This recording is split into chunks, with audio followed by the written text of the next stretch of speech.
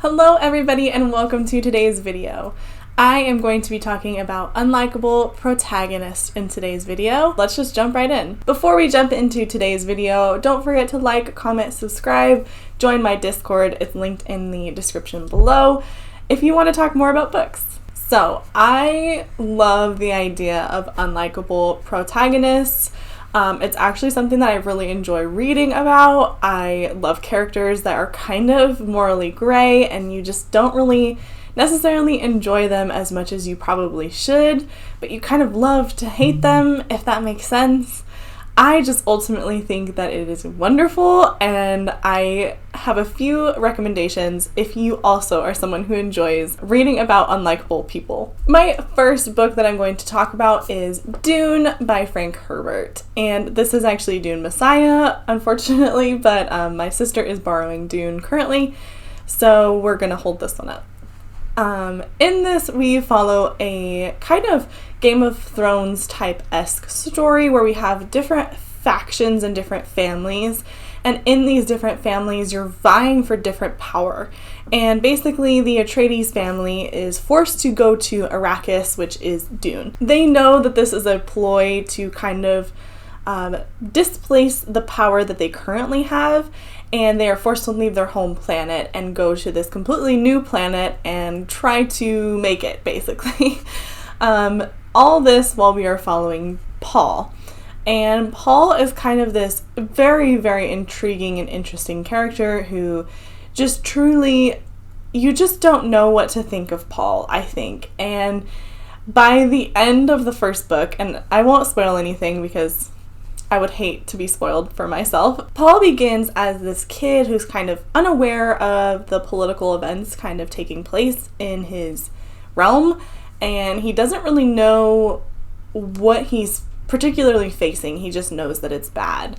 And by the end of the first book, you are kind of very shocked at how far Paul has come and the decisions that he ends up making and where he just ends up ultimately. I personally love Paul. I think that he is a wonderful character. I think having read the first 4 books now, I can really truly appreciate how interesting of a character Paul really was, and I can't wait to one day hopefully read Dune again and just get to explore Paul and his personality again. But if you don't like unlikable characters, then I just don't know if Paul is for you. All in all, I think that personally Paul is probably an unlikable protagonist in most people's cases. If you enjoy this kind of trope, please pick up Dune because I think you will enjoy Paul as a character.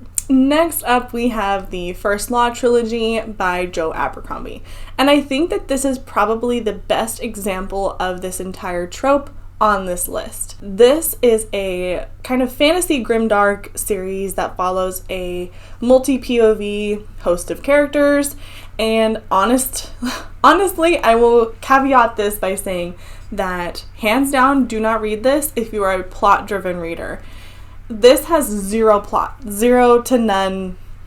Don't read this going into it thinking you're gonna go on this grand adventure and have tons of plot points. Please just warn yourself now. If you are a character-driven reader, however, I think that you will really, really enjoy this. There is a couple characters, first off being Logan, second being Giselle, and third being Glokta. And hands down, Glokta in this first book, at least for me, was my unlikable character. I hated his guts. I really disliked his point of view. I just couldn't wait to get to Logan's point of view. I adored Logan. Giselle was just a brat and a horrible, horrible person as well. But then book 2 came around and I actually completely flipped my perspective and very, very much so loved Glokta. I think that he is a wonderful character to explore, but it also, in flipping that, at least for me, made me realize that the other characters we were following were also extremely morally gray, and while I initially loved Logan, book 2 kind of made me realize and see that maybe he wasn't the best character to begin with either. And all of the characters, every single one of these characters is so morally gray and only makes decisions for themselves and with no thought or regard to anyone else, and they are only out for self-preservation. This is like the best example of unlikable protagonist that you could possibly get. So if you enjoy this kind of trope, then I highly, highly recommend that you pick up the First Law trilogy. Next up, I'm going to mention The Poppy Wars by R.F. Kuang. I feel like I've recently talked about the Poppy Wars quite a bit in some of my videos, but I, again, cannot recommend The Poppy Wars enough. This follows a young woman named Rin, and Rin is kind of on this quest for power. And in this quest for power, she basically learns that she can consume drugs. With the consumption of drugs, she is then able to kind of reach a spirit realm, and that allows her access to basically being a god. And this god is a phoenix type creature that has the ability to kind of catch on fire. I guess that's the best way to describe that. Ultimately, throughout the series, you kind of grow with Rin as a person, and you start to see that ultimately she is really, really biased and really just not a good person ultimately, and she ends up making a lot of decisions that really put her in the path of power and decision making, and she wants to be the one that is in control of everything going forward. And she pulls just this group of people, loved ones and not loved ones, into her chaos and her destruction, and ultimately at the end she is just a very, very unlikable character. And while you love her because you've seen how far she comes, there are so many times where you're just reading and you're frustrated with her, you're just mad at her, you're going, what are you doing? Why are you making these decisions? And in the end, she's just a super, super flawed character, which I personally cannot talk about enough because I love flawed characters. I think people are flawed, humans are flawed, and so ultimately having a character that is flawed makes them feel more human and more real, and that is probably the biggest reason that I love this series so much. Is although she's a very unlikable character, I love that she's an unlikable character, and you are rooting for her to make different decisions, and ultimately she doesn't. All in all, definitely read The Poppy Wars, but please, please, please be aware that there are lots of trigger warnings for this book, so please look those up if you need to beforehand. Next up, I'm going to throw in kind of an honorable mention. This is Oathbringer by Brandon Sanderson.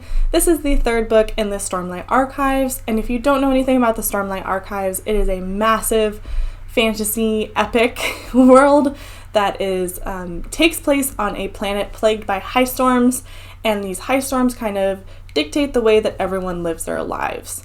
And we follow a couple different characters, and each book for the most part kind of focuses on one character, and this book focuses on our character named Dalinar.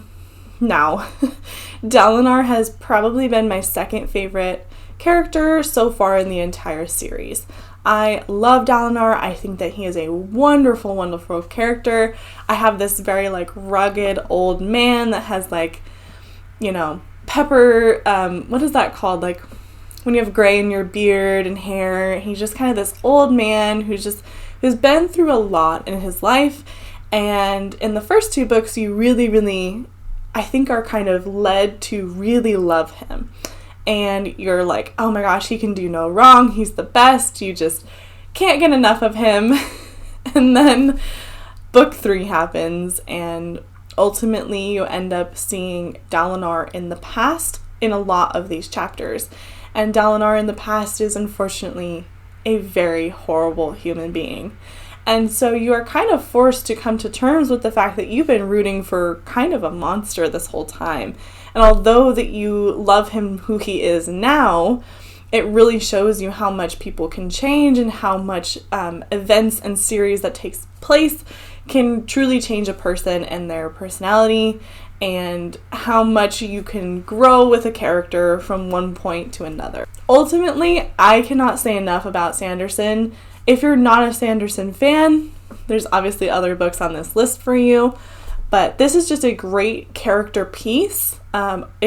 It's a work of art. The final book on this list is going to be The Wheel of Time. I am holding up book 4 because it's the closest to me.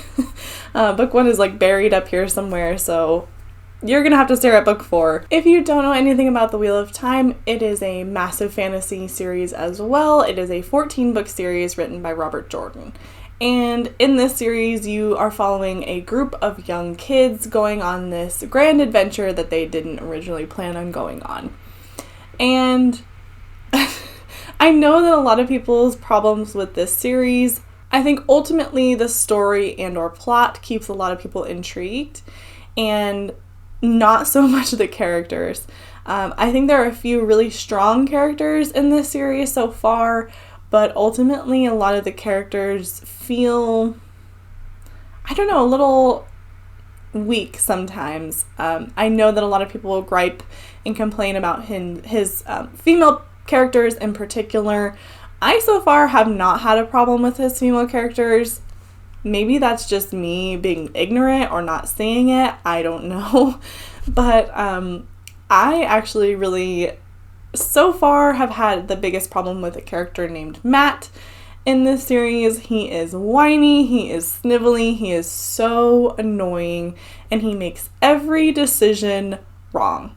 Everything that he ever does is wrong, and he's just kind of insufferable. He's just so hard to listen to, and kind of like enjoy his chapters or what he's doing, because ultimately in the end he is only out for himself. He really doesn't even ultimately think that his friends are still his friends. He thinks that he should be this lord or this like high up person, when I'm like, he came from like a town of like 30 people, so like calm down. But anyway, he's just, I know that he is a very big pain point for a lot of people in this series. Thankfully, he is not a super integral part of this series so far, and I hope that when he does become a very big part of this series, he is less annoying, because, oh my god, he's insufferable, and it's just one of those characters that you kind of have to put up with, even though you don't want to. And that is why I'm filming this video for Matrim Coffin. That's why we're here. This is the character, well, not him in particular. This is the character that ultimately made me come up with this video idea. So, fun little fact for the end of the video. If you've made it this far, thank you so much. I appreciate you watching. Don't forget to like, comment, subscribe. Again, join my Discord if you feel like it and want to talk more with me about books.